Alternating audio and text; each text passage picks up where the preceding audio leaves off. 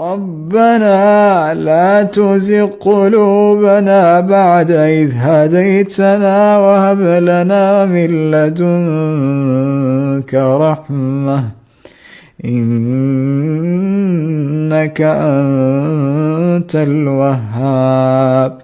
ربنا